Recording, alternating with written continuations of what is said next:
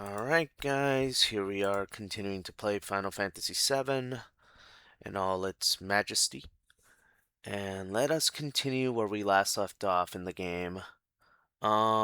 We basically just went to Calm. We're probably gonna boost up our stats a little bit, going to Calm a little bit. Let's see what weapons and what materia are available in Calm. I don't think there's that many good materia that is available in Calm, but we'll just double check just to make sure, and this guy won't get out of the way in the stairs. Move! I'm on a mission. So let's see what we got here. Item store, let's see. This is just an item store, so let's see what we got. And nothing too useful. Let's go to the next store. Right next door, let's see. Alright, this is the material store. Okay. So, let's see, Earth, Poison, Heal. We don't have any restores in here, oddly enough. So that's gonna be another problem if all we got is Earth Magic. Earth Magic is pretty powerful, but I just choose not to use it for some reason. It's kind of it's a it gets a little dicier as you progress through the game if you use that particular game, like the particular Earth Magic. You can use it. It is very powerful. I just don't prefer it. So let's see. Mithril Claw, Cannonball. Man, they're expensive. We'll buy Cannonball and Mithril Claw before we leave, because that's gonna help us out in terms of stats. And Cloud already has something that's a little bit better than your standard sword, so we should be fine for now. So we're just gonna equip the Cannonball, and we're gonna equip, let's see here, the Mithril Claw, and we should be good to go. We got 3 materia positions that we can put in materia, so we got extra if we need to. I still don't think I need the earth materia, honestly, and the heal materia is usually for petrification and stuff like that, usually in terms of stats, so we don't really technically need it currently. It might come in handy, but it bogs you down after a while. I just know because I've used it before, and it's some particular situations that heal materia comes into handy later on, but even then, it's still kind of, I don't know, it depends. It really depends on your preference and how you want to play the game. But for me, I'm gonna come up with a different strategy for it. Because materia does a couple of things with your stats. Sometimes it boosts up your numbers, sometimes it can decrease your numbers, and if you put in too much materia, it can be an issue as well. So I'm just letting everybody know about these particular stat decreases because they do cause certain things to happen in the game that may or may not help out the stats at all. It might just make it even worse. So let's just get it on with the E skill, which is Matra Magic. We're just going to use Matra Magic, the E skill that we learned earlier. And it does come in handy, as you can see. We wiped out the wolves. So now we're moving through the meadow, or the field, I suppose, the fields of this area. And we are in the meadows, and we're about to head over to Chocobo Billy's house. And let's see if we can find any more enemies to fight, because we really need the money. We really need the monies to get through this next part. We really need the monies. We're kind of running dry on the money department because we just spent all this money on equipment. So it is kind of particular that we actually get the right amount of stat boosting, but also we gotta get monies for the characters to actually buy stuff, because we really need to buy stuff in the next part. And this is where the game becomes the game, you know? I mean, you got to play it in order to get through the next parts, and you got to earn money in order to make it through the next parts too. And let's see, what materia do I want to equip? We got all materia here. That's good. That's good. Sort of. Um, hmm. Yeah, I think we're good on the material department for now, but I feel like I could be doing more. I'm just double checking to make sure everything is correct here. We got bio. Yeah, we should be fine. So we're gonna go to the farm, and we're going to talk to one of the chocobos. Chocobos. Work, work, work. And then they do a little dance for us, as you can see. They do a little dance. And yeah, that's the chocobos, the infamous chocobos. I think they're the best part of the game, to be honest, because they're just lively. They're little birds. Well, they're technically like birds that are the size of horses that are used to race. So I still think they're the best thing in the game for sure. They're my favorite so far. And we get Chocomogs. Out of that, we get a summoning material for Chocomogs.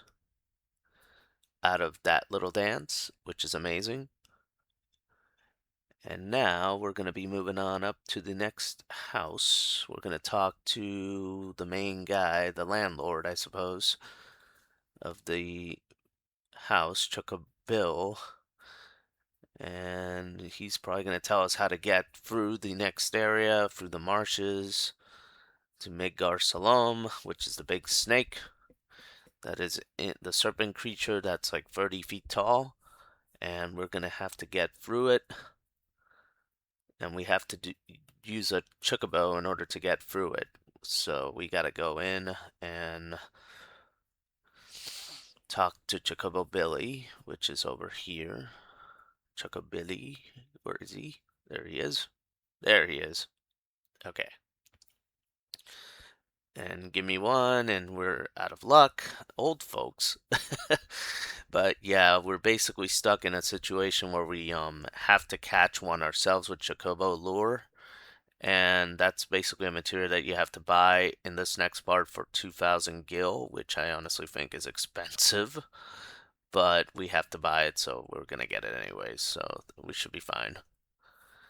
And yeah, we got to use greens in order to catch them, just like a real live animal, you know. You got to catch it with food, so we got to get some. I think we'll go for the 250 here. Yeah, those greens. We got to get the greens. Just gonna get those. Yeah, 1250. Oh my gosh, they're stretching my monies. They're killing me on expenses. Does inflation exist in Final Fantasy? Because I'm noticing that the prices are ridiculously expensive everywhere. I'm starting to notice a trend here. So, or maybe it's just me. So let's see what we got here. We gotta equip the Chocobo Lure, and now we're gonna be running around a little bit to capture our first Chocobo. Gotta capture Chocobos. Where is he? Let's see if we got one. There he is. All right, so now we're gonna feed it the greens as soon as possible. And we're gonna keep on attacking, feeding the greens, attack, feed the greens, attack. Gotta feed the greens, but attack at the same time.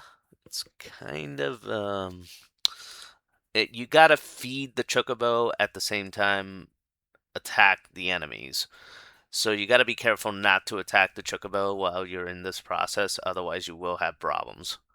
and you will lose the Chocobo in the process. So you gotta feed him, and then you gotta attack, and then you catch the Chocobo, like so. All right. So now we got a Chocobo. Now we're gonna go through this marsh or whatever this thing is, and we're just gonna cross it. Gonna enter the cave to the next part, and of course we notice there's a big snake that's been butchered. Did Sephiroth do this? Probably. I don't know. It seems like he killed the snake, and it's a pretty big snake to be precise. Amazing. Yeah, I know. It's kind of freaky, but we're just going to move on to the next part. It's crazy that he has so much power and ability to just kill the snake that quickly. Anywho, this is where we say goodbye to the Chocobo, and now we gotta enter the cave. And inside this cave, there's another ability that you have to collect. We're gonna be collecting Flamethrower as the next ability. We learn it from one of these dragon-like, serpent-like flying creature things. He basically spawns in this cave right in here, and there he is. He's kind of a snake-like dragon thing. So he should know the move Flamethrower for us, and we're gonna hit Matcha Magic. We're gonna hit them hard. And we need to learn that move as soon as he strikes it on Cloud, I think. There he goes. He's going to use Flamethrower, and we just learned it. So that's going to come in handy later.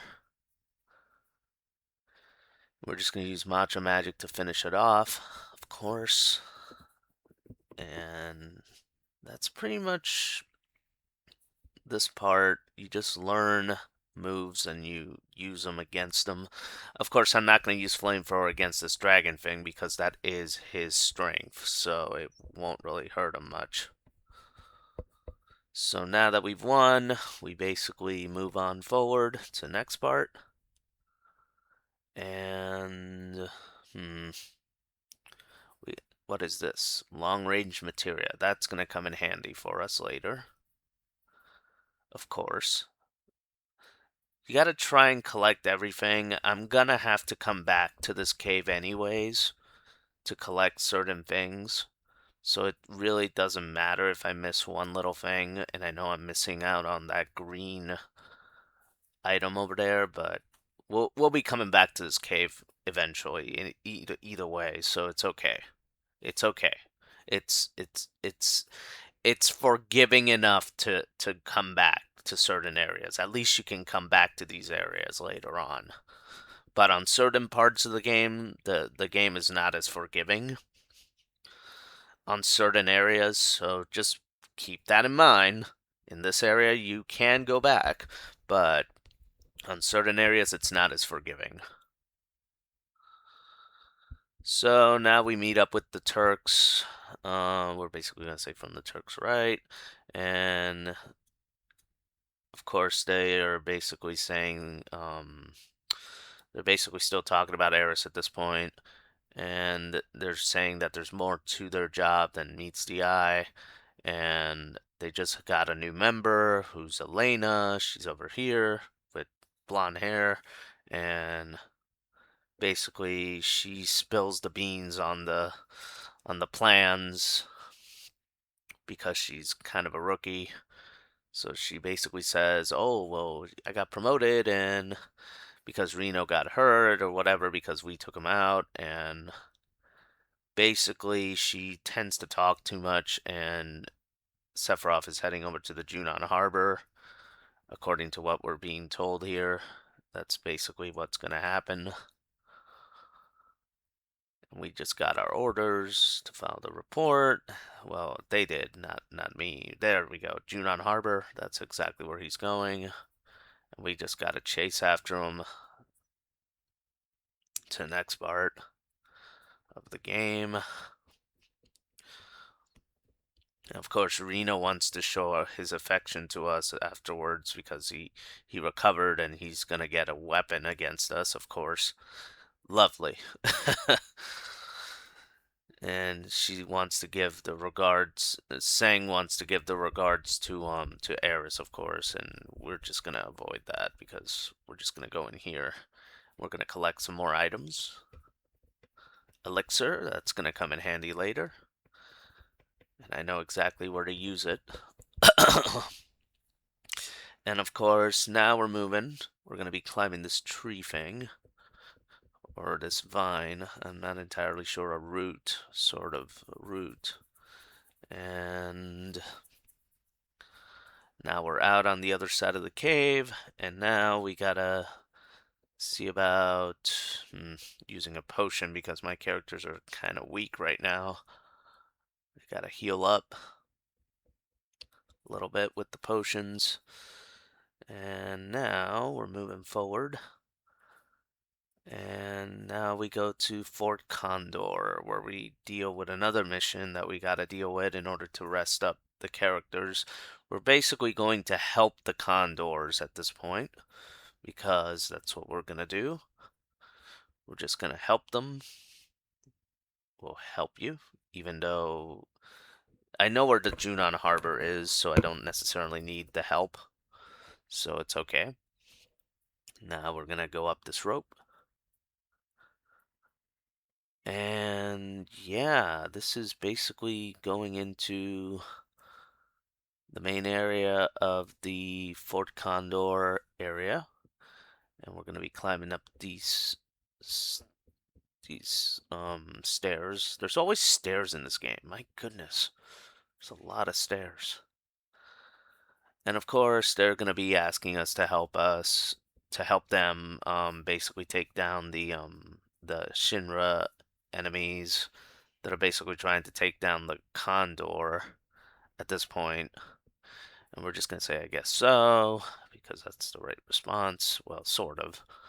And basically the reactor versus the Condor. We're going to be trying to save the Condor from the Shinra soldiers that are basically climbing up the reactor because it's got a nest of some sort on top of the reactor. So we're going to be trying to save that as well.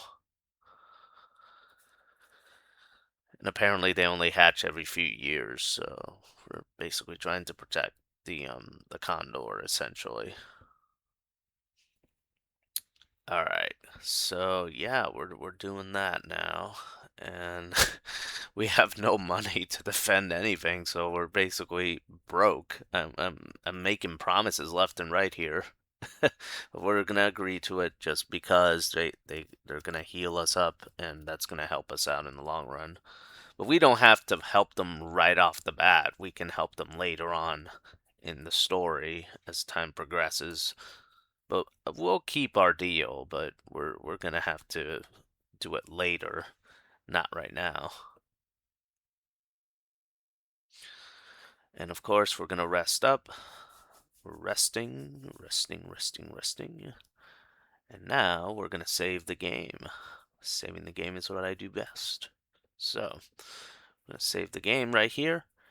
And we'll catch you guys in the next one. As far as anything is concerned, I think we've done quite a bit of work here today that will help us out later on. And I think as time progresses, it'll get better. So I'll catch you guys in the next one.